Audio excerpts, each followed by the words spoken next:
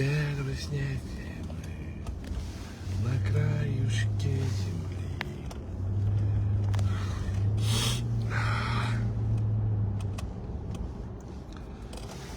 Первый снег на краюшке земли. Танки виртаран.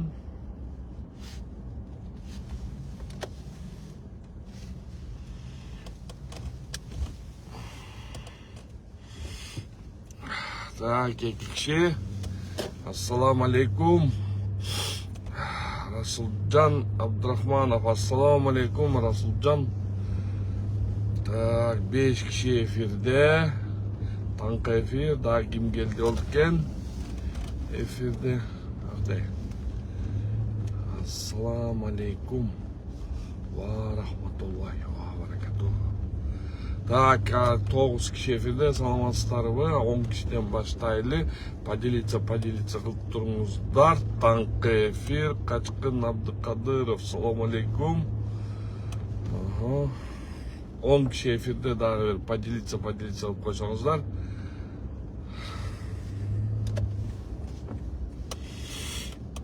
Так, 10 киши эфирде, анда эмесе ассаламу алейкум.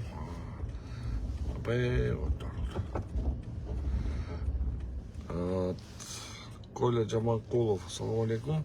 Кутман таңыңыз менен, кутман таң барыңарга.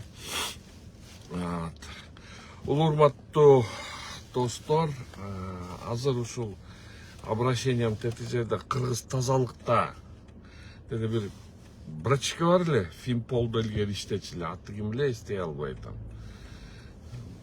Аны мындай мынтип эле бири-бири менен кырылышып эле, анан кийин мынтип эле бири-бири мындай өзүнө өзү катуу Facebook менен эметип атканын эле көрүп калам. Эми молодец деп абдан баа берип аттым элем. Бирок брачка сага айтып коеюн, иним кичине мындай жумушуңду түздөп эметип койсоң, мына Молдой гвардияда bizde Гөлмөдө Молдой гвардияда мусор уже 2 жумадан бери алына элек. Сен ар жак бир жакта Октябрьский менен кырылышып атасың, эми алар менен кырылышканды тотот могу жерде жумушуңду мына оңдоп койчу деги. 2 жумадан бери биздин Молдой гвардияда мусор алына элек экен. Кайдагы бир о тоону сүйлөбөй, бул тоону сүйлөбөй. Фимполдо жүргөндө мына нормально эле врач келең, что биякта такыр эле ажылдап эле калып турсуң. Октябрьскийди эмне кыласың? Октябрьский менен соттошуп, кырылышып жүрөсүң. Сен могу жерде жумушуңду оңдоп алчы. Дене азыр Молдой гвардияда уже 5-күнү алып кетчү эле, азыр 5-күнү алып кетпей калып, 3-күнгө которуп, 3-күнү алып койсо, 3-күнү эч ким алып кетпейт. Үйдүн асты биздин Молдой гвардия толугу менен мусор болуп кетти. Сен карап койбойсуңбу ошону? Бул бир. Экинчиси, урматтуу достор, министр образования алкыштарды берип коелу. Мына момундай бүгүнкү момундай катуу соокта мына азыр. Так, бuyakta что-то эметип коелу. Ассаламу алейкум. 10 киши сразу эле чыгып туруп. Бактияр, ассаламу алейкум. Министр образованияга кичине рахматыбызды айтып коюшубуз керек. Ушу убагында туура чечим кабыл алыптыр, балдарды онлайн өткөзүп. Действительно, тетиге бүгүндөн баштап бүт ата-энелерге баарына тең жарыяла кылды. Азыр Facebook баракчадан да окуп атам, ошол жерден Кыргызстан окуучулардын бардыгына Кыргызстан боюнча онлайн окуту. Бирок бул туура нерсе. Анткени бул өтө туура эмес нерсе экен. Потому что бир коноктор же бир саммит болуп калса эле онлайн өткөзө коесуңар. А бияктан деген момундай суук, балдар автобустарга кичине жакшы жүрбөй атса, суук болуп атса, онлайн өткөзбөй, балдарды 2 күндөн бери кыйнадыңар. Жок дегенде бүгүн ошого акыл жеткениңерге рахмат. Ошентип кичине момундай балдарды онлайн окутууга өткөзгөнүңөр жакшы болду. Ошон үчүн министр образования көп школдорго дагы бир сыра дублировать этип койбосоңуз болбойт экен. Кээ бир школдоруңар билбейт экен, что азыр онлайн окуу болуп атканын. Ошол. Так, Азамат, салам алейкум, Рамиля, привет. Рамиля, в продолжение вчерашней темы, тогда говорится так, что действительно, да, вчера была встреча с одним адвокатом у меня, и этот адвокат говорит, Канат Байке говорит, сотрудники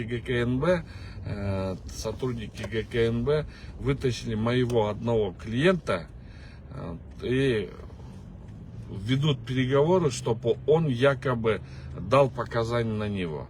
Я так думаю, что после вчерашнего выступления Хамчида Шаича также я вроде постарался вчера объяснить о том, что нельзя заниматься стряпанием дел.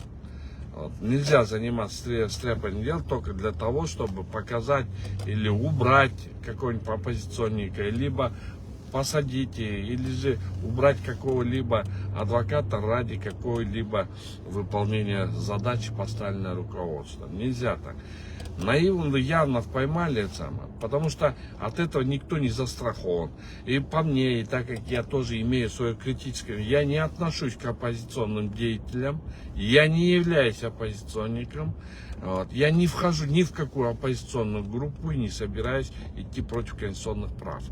Но я тот человек, который имеет свое критическое мнение. И я всегда свое критическое мнение через средства массовой информации говорю, что есть какие-то нарушения, конституционные нарушения уголовные. Я не говорю о какой-либо смене власти. Но и также, даже в отношении меня спокойно могут сделать фабрикацию какого-либо дела и привлечь какой-либо ответственности.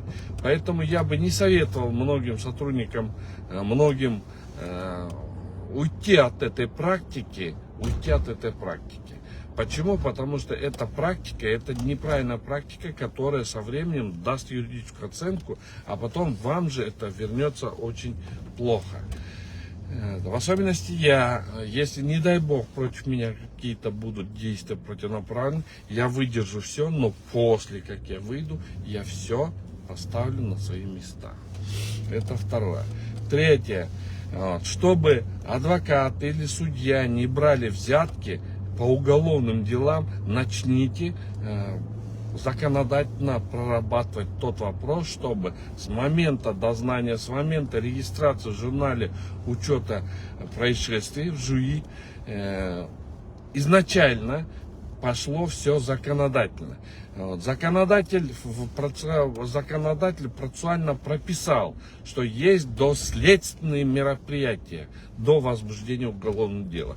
При доследственных мероприятиях, на которые дается 15 суток, не более 15 суток, во время доследственных мероприятий надо посмотреть,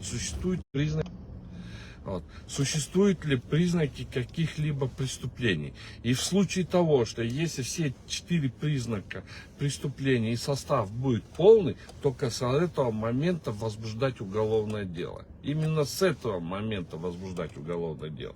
А не просто брать, вот сказали, позвонили, приказали, все, надо возбуждать, посадить. Или же там большая сумма денег, где вы можете заработать, такие моменты тоже есть. Что в Главном следственном управлении МВД, что в Главном следственном управлении ГКНБ.